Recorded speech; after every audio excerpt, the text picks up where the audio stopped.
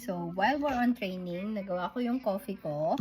And then, this is my second coffee for today kasi continuous kami. It is 8:57 na ng umaga. Nag-start kami ng 7, so 2 hours na kami. Kwento-kwentuhan lang. Pero, I will add for today my Immunergy and my Amazing White. Immunergy natin, it has Moringa oleifera, vitamin D, vitamin C, at saka zinc. So, this is really developed during pandemic time. Kasi, di ba nagkaubusan nun. So, dagdag pang boost ng ating immune system. So, let's take it.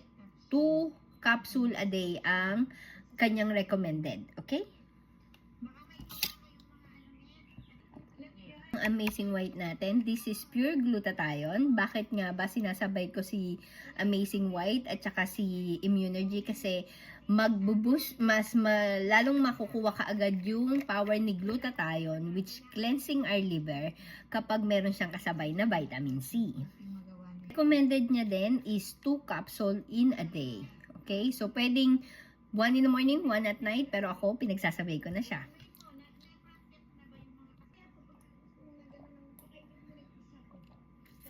So, our body for today is ready. Nakapag-barley tayo, nakapag-coffee, pangalawa na, and then, our Amazing White and Immunergy.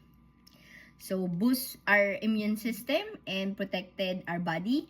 Detox all our liver kasi nga, panlinis to ng liver natin. So, lahat ng ginawa natin kalokohan nung unang panahon, pagtoma, pagyosi, malilinis nito. So, ayan.